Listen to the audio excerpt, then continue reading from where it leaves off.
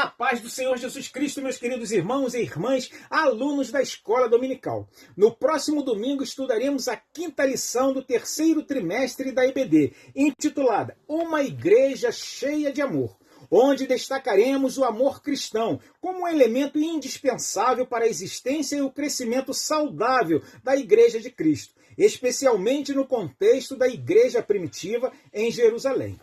A lição está dividida em 3 grandes tópicos e, através deles, faremos uma análise teológica e prática de como o amor se manifesta na comunhão, na graça e na solidariedade, tendo por base os relatos do livro de Atos dos Apóstolos e outros textos bíblicos que evidenciam o caráter amoroso da igreja neotestamentária. Vamos iniciar nosso estudo? Preparados? Vamos em frente então. No primeiro tópico, evidenciaremos que o crescimento da igreja primitiva estava diretamente ligado ao amor vivido entre seus membros, uma vez que tal amor servia de testemunho prático da fé em Cristo. A unidade e a comunhão dos crentes favorecia o crescimento numérico e espiritual da comunidade. Este entendimento está respaldado em Atos 2,47, que diz: louvando a Deus e caindo na graça de todo o povo. E todos os dias acrescentava o Senhor à igreja aqueles que haviam de se salvar. Esse crescimento não era fruto de estratégias humanas, mas consequência natural de uma igreja que vivia em amor e unidade. O crescimento, entretanto, traz desafios. À medida que aumentava o número de convertidos, cresciam também as demandas por manter a unidade e a comunhão.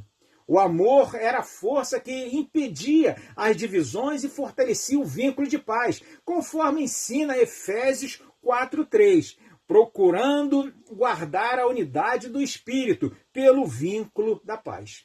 O amor fraterno funcionava como cimento espiritual que mantinha unida uma comunidade tão diversa em suas origens e culturas.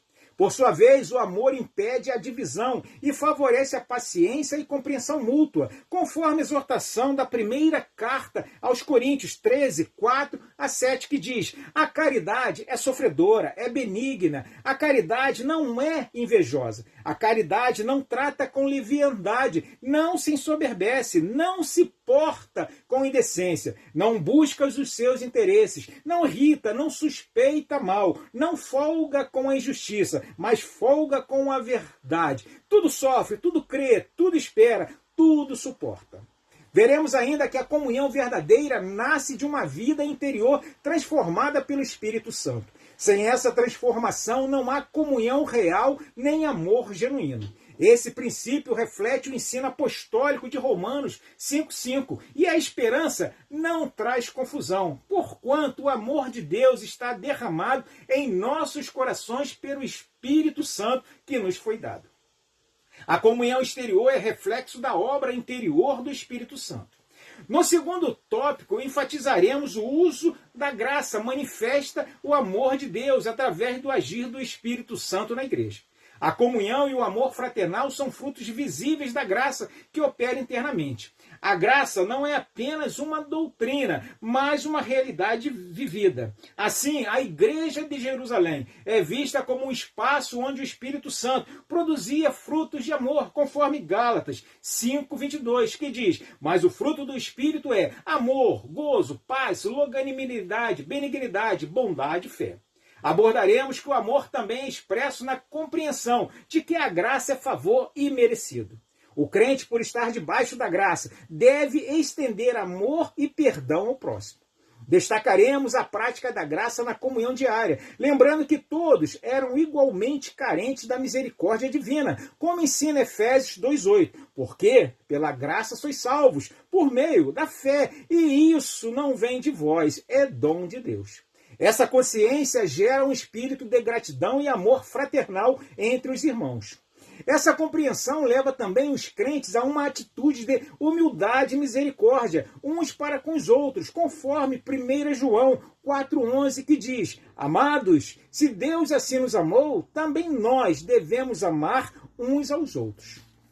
No último tópico, abordaremos que a igreja primitiva procurava viver uma equidade, suprindo as necessidades dos irmãos como prática do amor cristão. A solidariedade não era uma obrigação institucional, mas fruto do amor voluntário, inspirado em Atos 4, 34 e 35. Não havia, pois, entre eles necessitado algum, porque todos os que possuíam herdades ou casas, vendendo-as, traziam o preço do que fora vendido, e o depositavam aos pés dos apóstolos, e repartia a cada um, segundo a necessidade que cada um tinha. Essa prática reflete o ensino de Tiago 2, 15 e 16. Se um irmão ou uma irmã estiverem nus e tiverem falta de mantimento cotidiano, e algum de vós lhe disser, ide em paz, aqueitai-vos e fartai-vos, e lhes não derdes as coisas necessárias para o corpo, que proveito virá daí? Observamos que, ainda que as propriedades fossem particulares, os crentes da igreja primitiva não tinham suas posses como absolutas, mas viam-nas como meios para o bem comum. Isso reflete o espírito do amor ensinado por Jesus e vivido pelos primeiros cristãos, conforme 1 João 3,17. Quem, pois, tiver bens do mundo e vendo seu irmão necessitado, lhe cerrar o seu coração, como estará nele o amor de Deus? Encerraremos o último tópico destacando que toda essa prática solidária era voluntária e não forçada. O exemplo de Barnabé, citado em Atos 4, 36 e 37, é utilizado para ilustrar a espontaneidade do amor cristão. Então José, cognominado pelos apóstolos Barnabé, que traduzido é filho da consolação, levita, natural de Chipre, possuindo uma herdade, vendeu-a e trouxe o preço e os depositou aos pés dos apóstolos.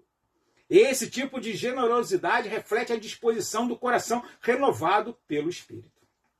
Concluímos, reafirmando que a Igreja de Jerusalém, modelo para as gerações futuras, só pôde resistir às perseguições e crescer espiritualmente porque cultivava uma prática constante de amor fraternal, que se manifestava na comunhão, na graça e na solidariedade.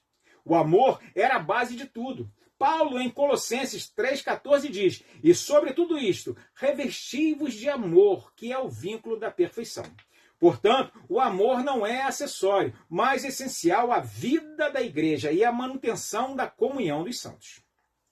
Chegamos assim, meus irmãos, ao final deste vídeo. Esperamos que esta síntese de nossa quinta lição do terceiro trimestre tenha motivado cada um de vocês a estarem conosco no próximo domingo em uma escola dominical bem pertinho de sua casa.